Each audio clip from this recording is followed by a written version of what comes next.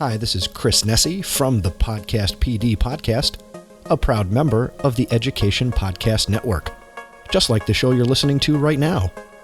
The opinions expressed are those of the individual hosts.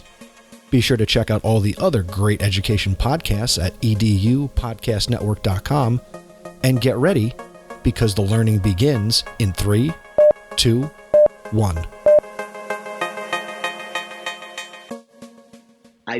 I'm not sure I know what's going on with you. And that's where I'm going to begin kind of the support from. And so I think something as simple as just saying, like, what do you need right now? Remembering to ask that is a great place to start if you have nowhere else to begin. Welcome to the Burnden Teacher Podcast. I'm Amber Harper, and the educators on this podcast are brave enough to share their stories of burnout with the world. On BIT, we get real, we get honest, and we take action. Action against the burnout with stories from burned out teachers, advice from experts, and actionable steps you can take today to beat the burnout and become a happier, more fulfilled human being. Let's get started. Hello, Burnden teachers, and welcome to episode 31 of the Burnden Teacher Podcast. This month's theme is Trauma in My Classroom and Life is Burning Me Out. And this podcast, as always, is one part burnout and all other parts action, inspiration, and support for teachers dealing with burnout. Last week, I shared with you my interview with Alina Aguilar. She shared with us how important it is to be reflective of our disposition and how important it is also to be resilient and to place importance on the resilience and how we can grow in our profession from the struggle. My hope for you, as always, is that you took a lot away from that episode. So what is it that you took away? What is it that you are using in your life now? Did you know that you can jump into the Burnden Teacher Facebook group anytime and you can share with us any images or any thoughts, questions, frustrations, or struggles that you're having so that we can wrap our arms of support around you? Go to facebook.com/groups/Burnden Teacher to share how you are becoming resilient against the struggles that you're facing in your teaching career. Today, I'm talking with James Fester. James is a career educator who worked as a classroom teacher and an instructional coach in California for over a decade. Currently, he works as a technology integration specialist at a 6 through 12 school outside of St. Paul, Minnesota, and as a consultant in project-based learning with the Buck Institute for Education.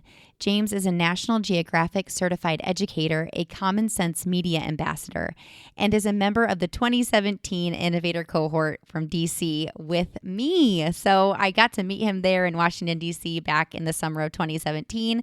And he's also going to have a chance to share a little bit about his Innovator Project at the end of this interview. Before we jump into this interview, I'm so excited to let you know that this episode is brought to you by the Renew, Recharge, and Reignite Teacher Wellness Retreat that my good friend Kim Strobel and I are co-hosting together. This 2-day retreat is your chance to step outside of the classroom and step back into your life. You'll learn tips, tricks, and techniques for injecting happiness back into your teaching practice and your personal life. You'll leave burnout behind and walk away renewed, recharged, and reignited with courage and confidence to face next year's challenges.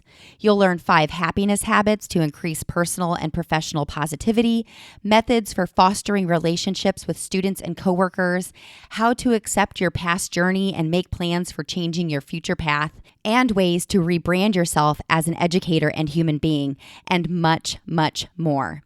It will be held June 10th and 11th in Nashville, Indiana, a beautiful and quaint town in central Indiana. And I have to tell you, seats are limited, so don't wait to register. Right now, Kim and I are offering a fast action bonus of $60 off of the standard ticket price if you register by April 15th, so don't wait. If you're listening to this episode after April 15th, don't worry, tickets are on sale all the way until the start of the actual retreat on June 10th, pending that there are still standard price tickets available. Check out bit.ly/teacher-retreat or burdenteacher.com/retreat to learn more and register. And don't forget to bring a teacher friend because that accountability is going to be critical as you leave this transformational event and move into your summer and eventually your brand new school year. Go to bit.ly/teacher-retreat or burdenteacher.com/retreat to learn more today. In this episode, James shares how he used his experience as a classroom teacher to support his wife, who is right now a first-year teacher in an urban charter school, dealing with many of the struggles that burned out teachers from all over the United States are challenged by. He's going to share his perspective of what partners of teachers should know and can do in order to support the teachers in their life to prevent them from getting burned out. So this is definitely an episode that I'm going to encourage you to grab your significant other and listen with, because this one is for them. Let's jump into the interview. All right, Burnden teachers, I'm so excited to introduce you to my friend and fellow innovator, James Fester. Thank you so much for joining us today. I'm so happy to be here. Thanks for having me.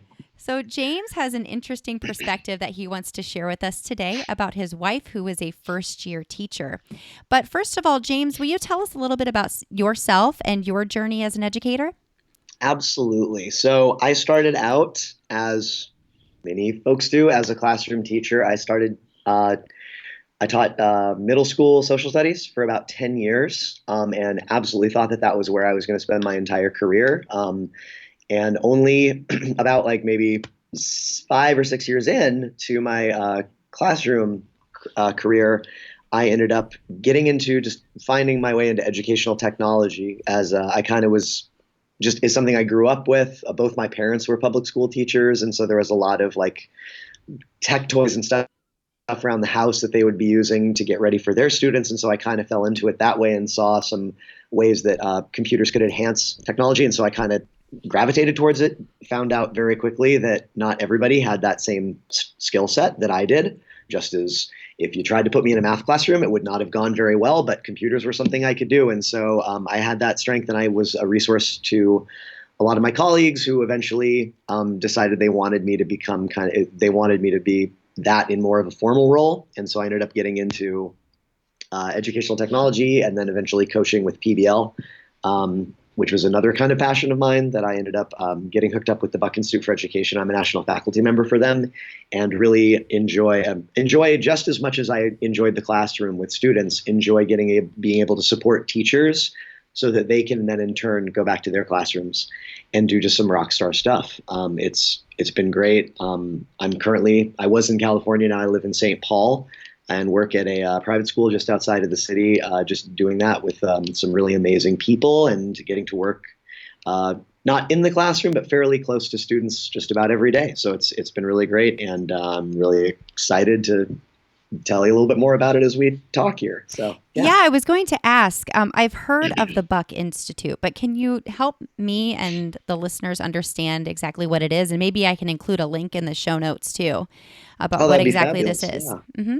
Yeah, so the Buck Institute for Education is a California-based nonprofit that has been around for over 30 years and is more or less not the only by any stretch of the imagination, but definitely a leader in the project-based learning movement.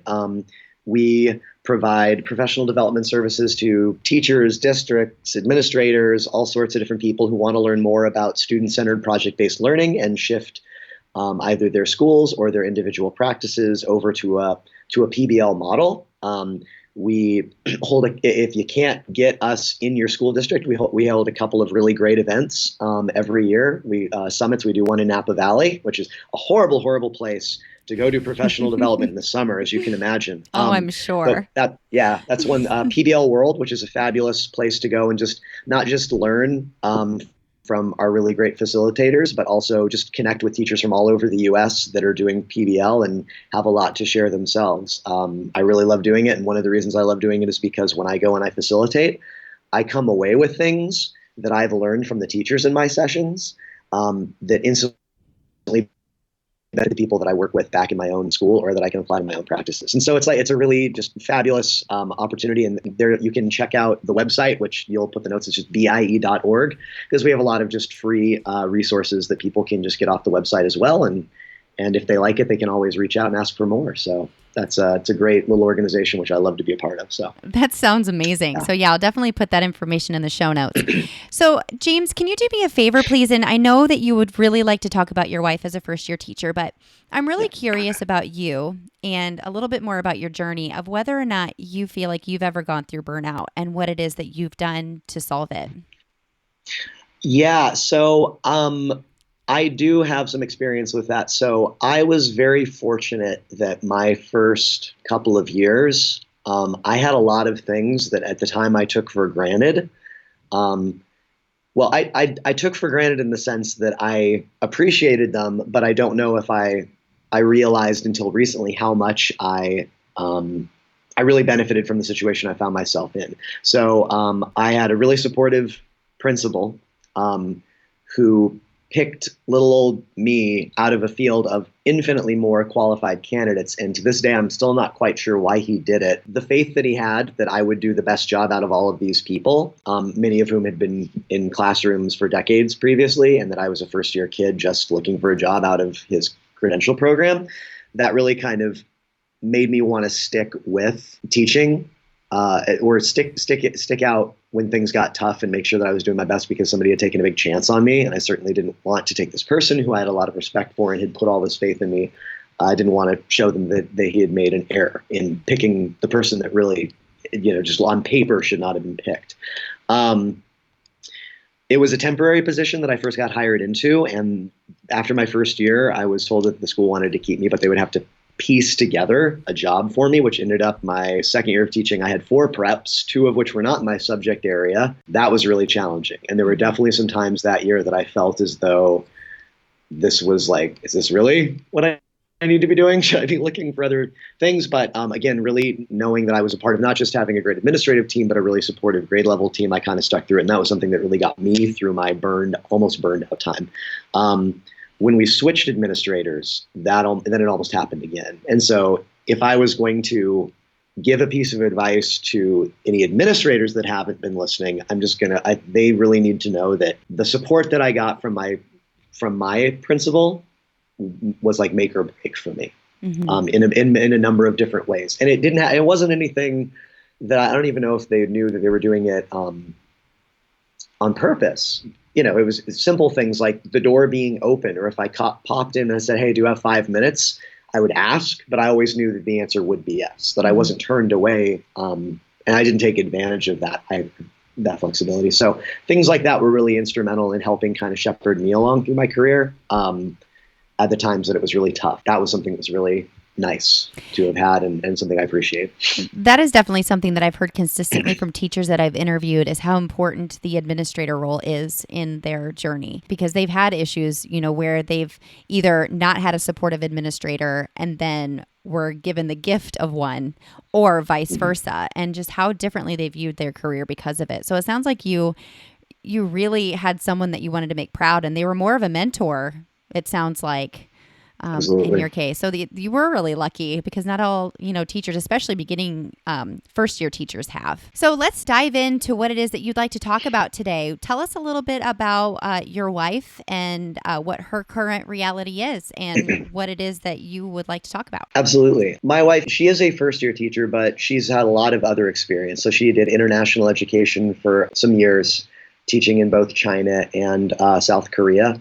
She's done outdoor education. She's done a lot of different things. She's done, subbing, and she's job shared or taken on a position that another teacher left mid-year. Mm-hmm. So it's a lot of mixed experience. But it was her first time matriculating into an elementary position, which was her primary of study. But having, there's so many different grade levels, and her teaching 4th this year. It's everything is new again. Mm-hmm. I honestly, as a single subject teacher, I really don't know how elementary school teachers do it, because not only do you get moved around a lot, but then you have to switch subjects several times every day. And I can't wrap my head around doing that. Like, I thought it was crazy just teaching one subject to all of my students and repeating the same lessons 5 times. Like, I don't know how you prepare for that. So I'm constantly in awe of how elementary school teachers do what they do and do it so well, while still having time for other things. And having worked in an elementary school district, I understand the time commitment to doing it, not just doing it well. And if there's one thing that I would say about my wife, it's that she, no matter what it is, just good enough is not going to cut it. That there's this work ethic that she was just born with, that some people, I think, struggle their entire lives to find, that she wants to make sure that she's doing well by the people around her, even when things aren't. And if things aren't going well, she's going to try harder and harder. And I think that's a big part of what I'm seeing this year, is that statistically we lose so many teachers in their first 5 years. I mean, it's gotten a little bit better, but it's still, what's the latest study I saw? Something like 42 to 45% in the first 5 years, they'll find something else to do, which is awful and inexcusable in a lot of ways. And we talk a lot about that. Like I've talked a lot about that with just other people and other educators about what are the signs or what are things you can do to support people who are in danger of becoming that statistic. And I don't think that I don't think my wife is at that point yet, but I do see that the challenges that she is in her job, she's working in urban education, which is its own challenge for a lot of reasons. Absolutely. It's her first. She has a lot of people on her team that are very new as well. So that's a big challenge. And the school, while it's established, it's been around for a long time, and there's lots of really great things going on there. There are definitely challenges that they have dealing every day with just resources, like any school, that their resources are spread very thin when compared to the task they have and the challenges they have. So these are all things that she, in addition to having to teach 7 subjects plus art or whatever, I don't know, like not that art's not a subject, but just whatever it is, enrichment. But it's something else to prepare for. Yeah, for sure. Yeah. Mm-hmm. She has to do all of the book ones and all of the messy ones and everything else. I mean, that's a lot for any one person to do. And every day it's a new, from here. So as her husband, what is it that you have noticed has been helpful to her? Or what have you noticed about her situation? What kind of advice do you have out there to offer to spouses of or significant others of these teachers that are first year and have so much on their plate? Yeah, that's right. I'm talking to you, significant others. So listen up. So I feel very fortunate, and we were talking about this previously, that because I have the education background, I think I get what it's like to a greater extent than I would if I come from another industry. And I sometimes wonder, how would I be trying to process what I had no idea what it's like to be a classroom teacher? And I think that there are a lot of people that are in that place where unless you have a kid in school, that's a good point of reference in itself, and not one that you should dismiss. But unless you've been in the classroom as a teacher and experienced that, and I don't mean like just doing a day or visiting, because I know some people think that a day of shadowing and I've got it, I know exactly what it's like. It's like, I really don't think that's true. It's the kind of the same thing. If I was going to job shadow a guy who is a steam fitter, which is something I have no point of reference about, there's no way on earth I would. Yeah, it's a thing.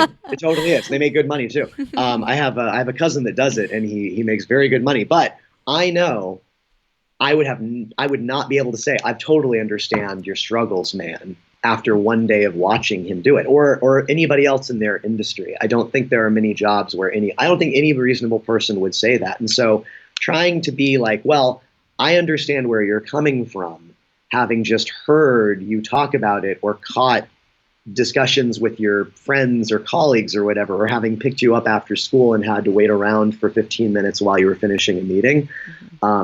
I don't think that's true. And I think it's something that being like, I'm not sure I know what's going on with you. And that's where I'm going to begin kind of the support from. And so I think something as simple as just saying like, what do you need right now? Remembering to ask that is a great place to start if you have nowhere else to begin.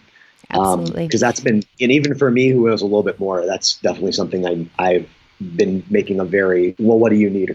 So you said figuring out what your partner needs is definitely it's something that we need to be asking. What is it that you need? How can I help you? My husband asked me that several times whenever I was going through burnout. And simply put, all I needed was someone to listen, for most of the time, because there were things that he couldn't do.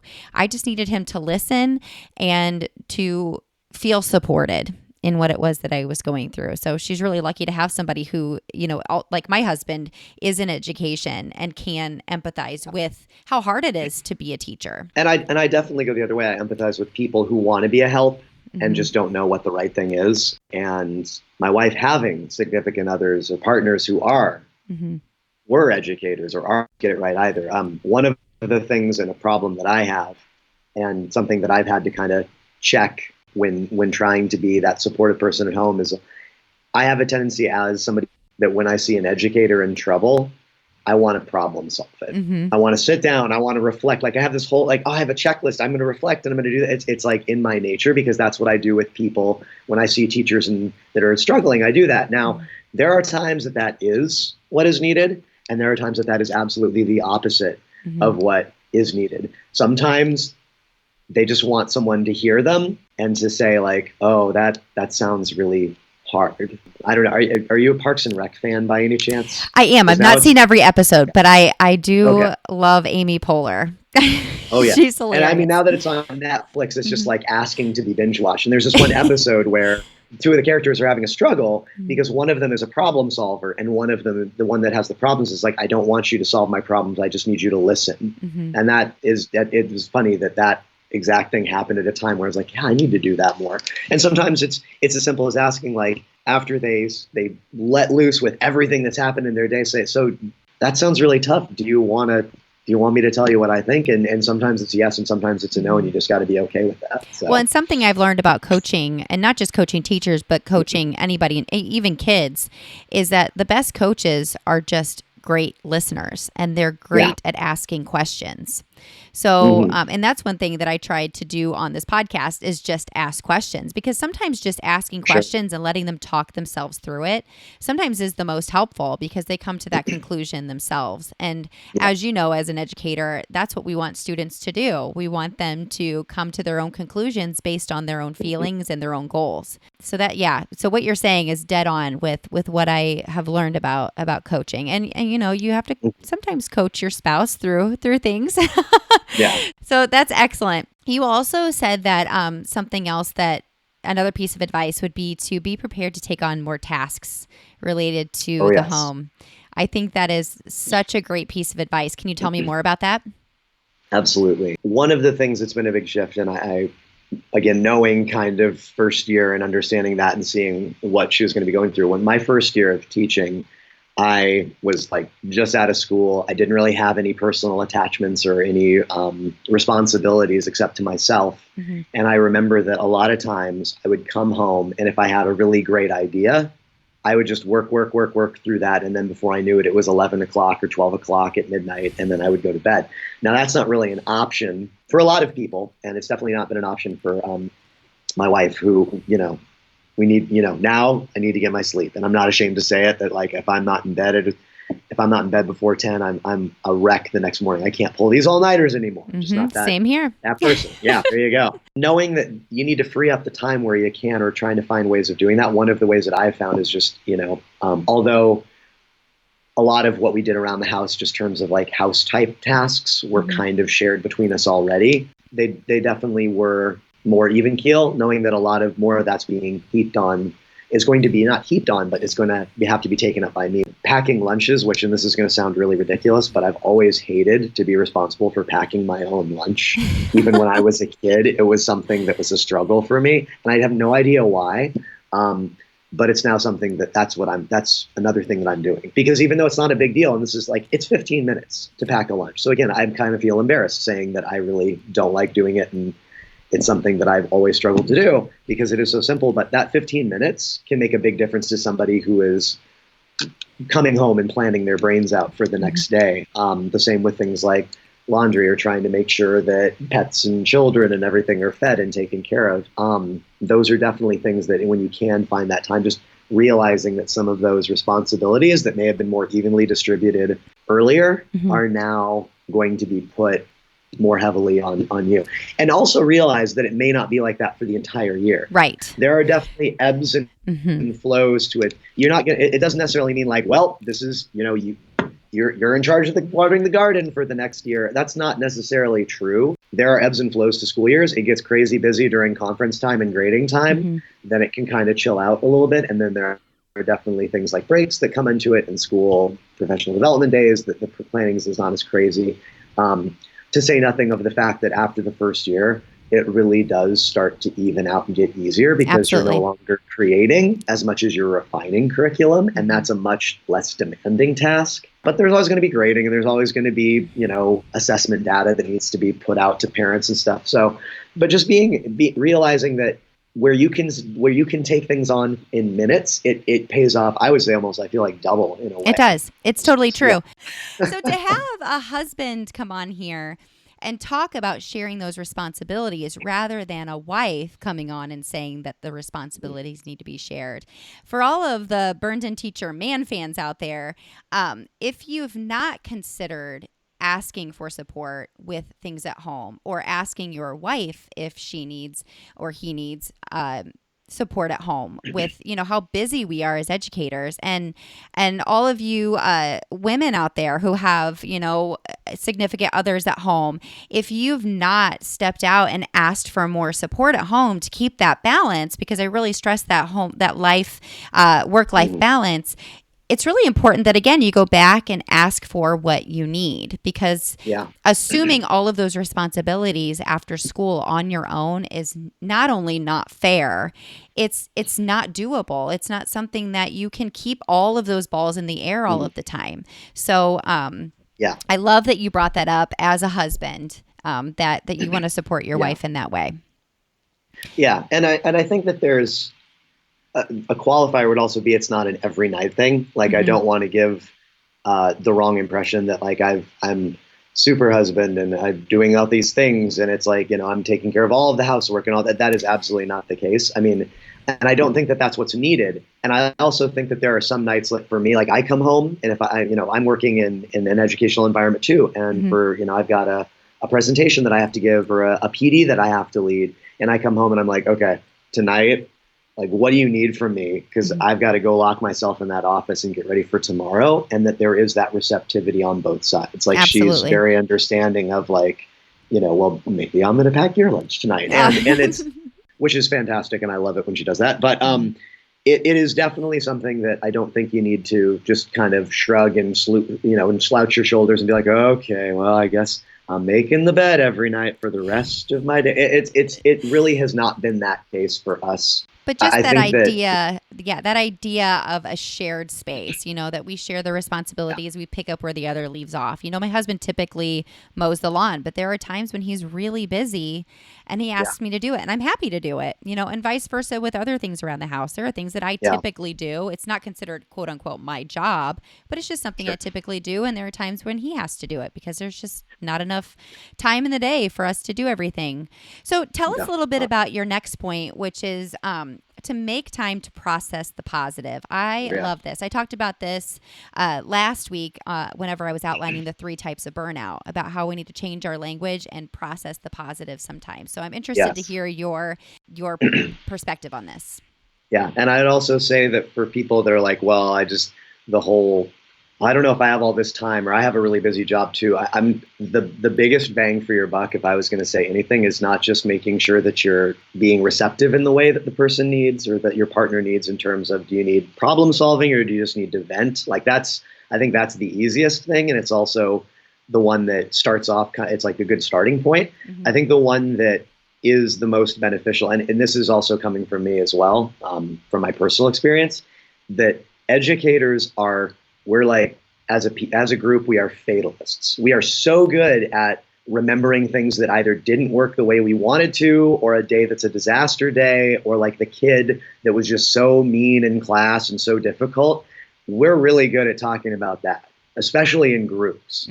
We're really not as good at looking for the things that went well. And I don't know what it is, but I feel pretty confident in saying this because I've worked with in a lot of different places and with a lot of different schools. And you and I have a very large PLN with our Innovator network.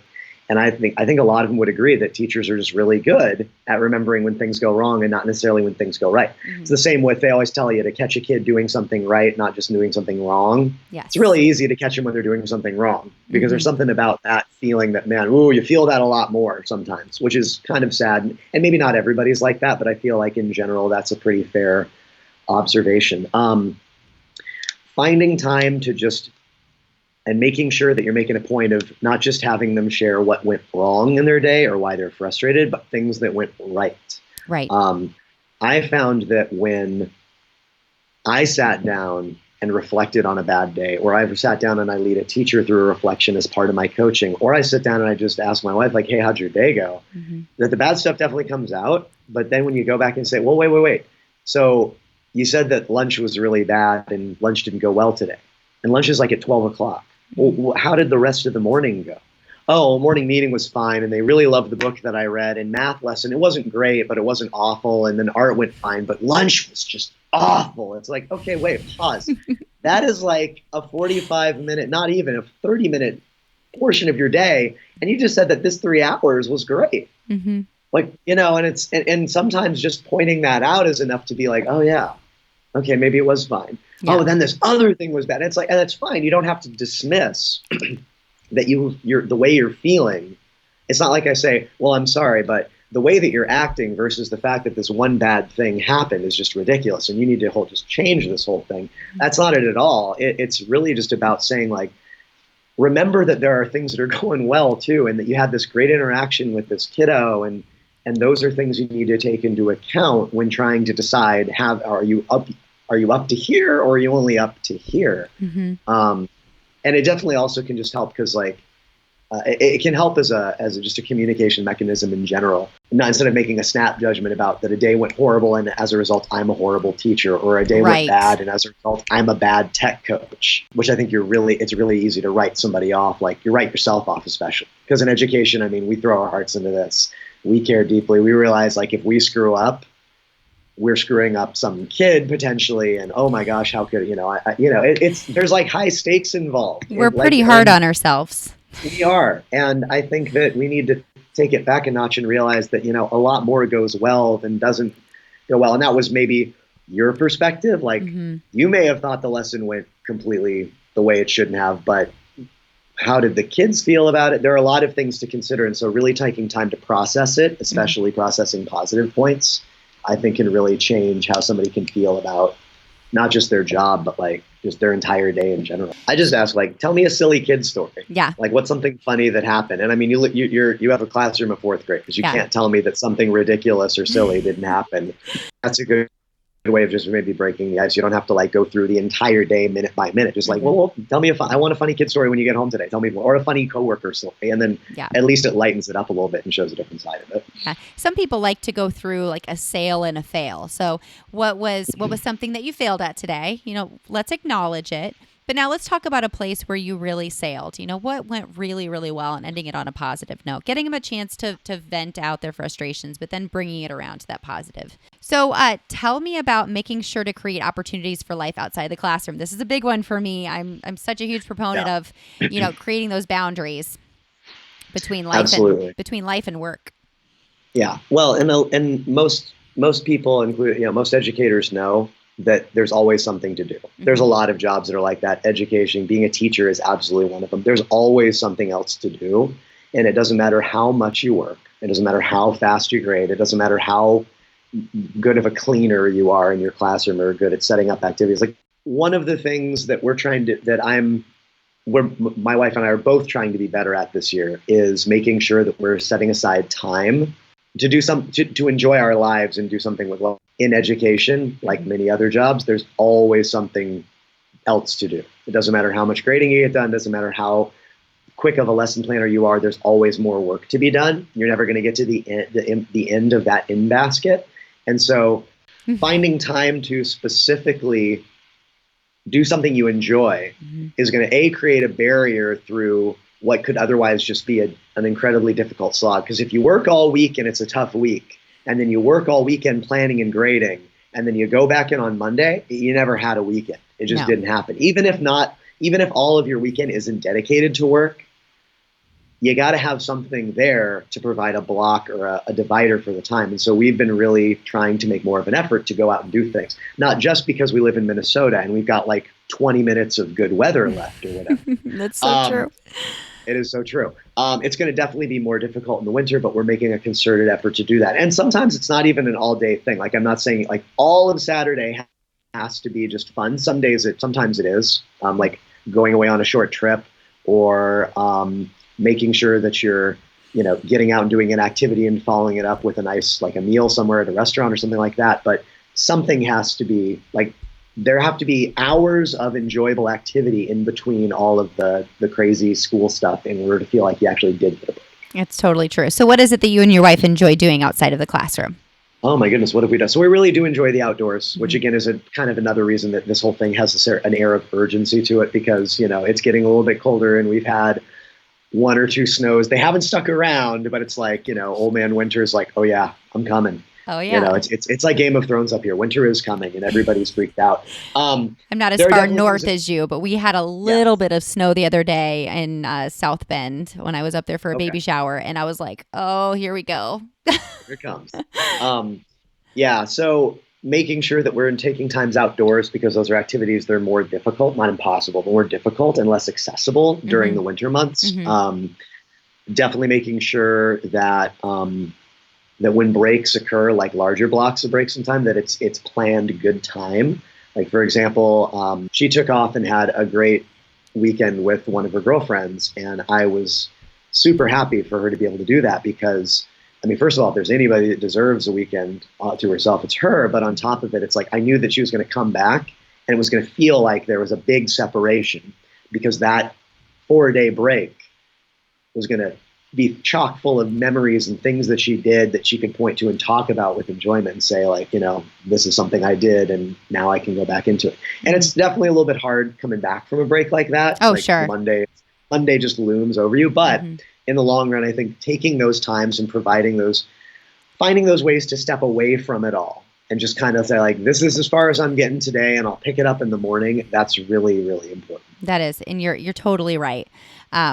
I really appreciate you bringing that up as something that you and your wife make a priority, because even those singles out there, those teachers that don't have family, that they are going home to a dog or an empty home, it's still as important for you to have that time with your friends or just to yourself. I know several teachers that I worked with in the past that were single or are single, and they are working ungodly hours. And not only is that setting you up for failure now, because you're going to burn yourself out, but it's setting you up for failure in your future life when if you decide to have a girlfriend or a boyfriend or have a family someday, you're going to be used to this lifestyle. And it is extremely difficult to be a teacher and a mom and a husband and a wife, and anything.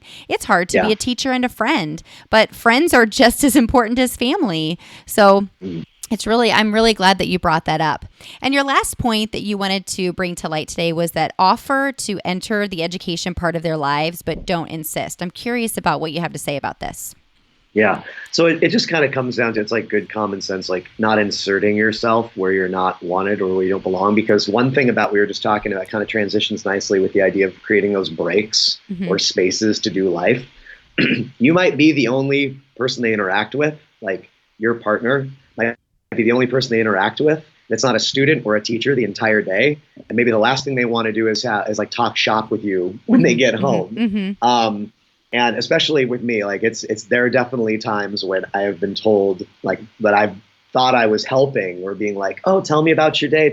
And it's like, this is the last thing I want to talk about right now. Stop trying to coach me, like she would do. Yeah. I'm not one of your teachers. Stop trying to coach me. And it's fine. And I absolutely understand that and have, that will definitely own those mistakes when I make them. But I think that you can definitely ask, because I don't think that there's any problem in a gentle ask, but don't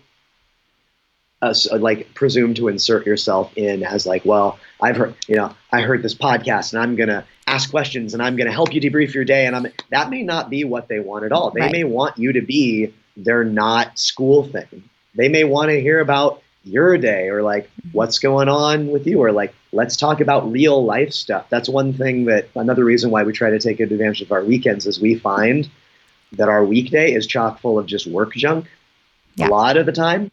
And we're losing times for those important conversations about things like, what do you think we should do to the house? Or should we be saving up money? Or should we be making a plan to go see your folks back in California during the holidays? And that if we don't find time to get away from school stuff and actually have those conversations, they just don't happen. Yeah. And then things get missed or things don't happen. And that's another reason why not inserting yourself always into the educational sphere may not be the answer.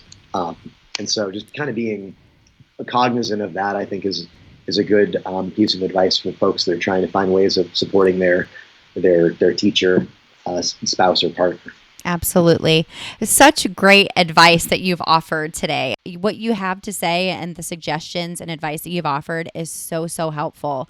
And also realizing that all of these different tips that you've given, being flexible within them too, knowing that, most of the time, maybe they don't want to talk shop with you, but maybe sometimes they do. And just being receptive of those different things those different, emotions that we sometimes come home with. And I'll say, my husband is really good at turning it off. He's really good at he's a principal, and he comes home and he's really good at shutting it off and can, picking up the role of dad and husband and friend and, and I'm not even in a classroom setting anymore. No, albeit I do work a lot with educators and education. I'm not as great. I'm not naturally good at shutting it off. My brain is consistently working. If I'm not physically working, I could sit and work all day. And there are definitely some days where it's easier to be more receptive to that than others. And I'll totally own that as well. It has not been this awesome, like melodious kind of partnership all of the time. But and I think that that's important to know too, is that I want to be real and say that there are days where I get it completely wrong, and then there are days when I feel like I get it completely right. And well, you are that's a big part. Yeah. You are only human, right? I know. Right. As much as I try to be something more than that, right? Well, I think all teachers try to be more than human. I think that's, where the burnout comes in. But that added benefit of you being in education too really helps you to empathize with her situation. So that's really great. Yeah. We have a couple of minutes. James, I know that you wanted to share a little bit about your Innovator Project. So will you tell us a little bit about that before you leave us today? Thank you. Yes, I appreciate you letting me put a shameless plug in, especially in a way, because I think part of it is we're kind of we have similar themes here, because I started the project out. My project started kind of in the same vein as yours, is just wanting to create resources for teachers that didn't have the time or necessarily felt like they had the expertise to engage in certain classroom practices that they knew were good or beneficial. And so it's kind of another, because in addition to all of the other stuff that I do, I'm also a volunteer with the National Park Service, and I worked for California State Parks as a volunteer for a long time. So the project that I'm working on now is seeking to connect teachers with educational resources provided by or that take place in national and state parks. And so a lot of what I'm doing is curriculum building. I have a lot of fabulous free curriculum on my web that's connected to that essentially for people that are interested in project-based learning, that are interested in the outdoors and want to engage their students with the outdoors, or just natural spaces together with this. And we just really want people to know about the opportunities there are for learning in spaces like those.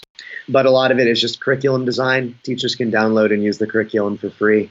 They're full projects with step-by-step instructions, everything you need to print out that you can either adapt or just use as the idea and completely throw the rest away. But it really is, we just want to make sure that teachers who are interested in project-based learning and experiential spaces have resources to go to or get connected with what's already out there, because you're already paying the National Park Service to create all of this educational material for you. Right. And you might as well be taking advantage of it, because it's going to save you. It could also save you from feeling burnt out, because you could download the lessons you need.